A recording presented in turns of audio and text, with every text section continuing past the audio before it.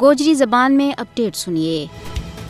بھارت کے زیر تسلط جموں کشمیر میں صورتحال انتہائی ناگفتاب ہے۔ غاصب بھارتی فوج نے کشمیریوں کی آزادی کی آواز نہ دبان واسطے چھاپا، محاصرہ، گرفتاری، ازدہ کی پامالی اور مکانہ کی مسماری کو ایک نہ ختم ہونے والا سلسلہ شروع کر رکھے ہوئے ہے۔ 22 اپریل نہ پہلگام فالس فلیگ آپریشن تو بعد وحشیانہ جبر کی ایک تازہ لہر نے پوری ریاست نہ اپنا گھیرا میں لیے ہوا ہے۔ پہلگام واقعہ تو بعد 2800 تو زیادہ کشمیریوں نے جاری مقدمات کے تحت گرفتار کر لیے ہوا ہے اور درجنہ کرانا تباہ کر دیتا ہے۔ بھارتی پولیس نے تصدیق کی ہے کہ 2800 کشمیری نظربندہ بچوں 90 PSA لاگو کر دیتا ہوا ہے۔ ان مانمانی گرفتاریوں کو مقصد آزادی پسند کشمیریوں نے دہشت زدہ کرنا تے اختلاف رائے نہ دوبارہ ہے۔ بھارت اپنے زیر تسلط جموں کشمیر میں قاڑا قوانین UAPA اور PSA نہ کشمیریوں نے حراست میں لینے واسطے ایک ہتھیار کا طور پر استعمال کر رہا ہے۔ مانمانی گرفتاریاں کی اس تازہ لہر نے مودی حکومت کی کشمیریوں نے محکوم بڑھان کی مایوسی نہ بے نقاب کر چھوڑے ہوا ہے۔ کشمیر میں بڑا پیمانہ پر بے گناہوں کی گرفتاری بھارتی ریاستی دہشت گردی کو عملی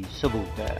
کشمیر کی سیاسی صورتحال پر ڈونگی نظر رکھنے والا ماہرین اور تجزیہ نگاراں کو کہنا ہے کہ کشمیر میں بھارت کا اس ظلم و جبر اور قہر سامانی نال تحریک ہرگز نہیں دب ہے، بلکہ اس میں ایک نو جوش اور جذبو تے ولولو پیدا ہوئے گو، کیونکہ تاریخ گواہ ہے کہ جد اور جیت بھی ظالمہ اور غاصبہ نے بزور بندوق محکومہ کا حق کی آواز نے دبانا چاہو وہ دبا نہیں سکیا، بلکہ اس نال محکومہ اور مظلومہ میں ایک انتقامی جذبو بدیو جس نے قلیل عرصہ میں بڑا ظالمہ اور جابرانہ اپنا ایمان و یقین کا جذبہ کے نال پیوند خاک کر چھوڑے۔ یہی وجہ ہے کہ کشمیر میں بھی تحریک آزادی نہ دبانو بھارت کا بس کو روگ نہیں۔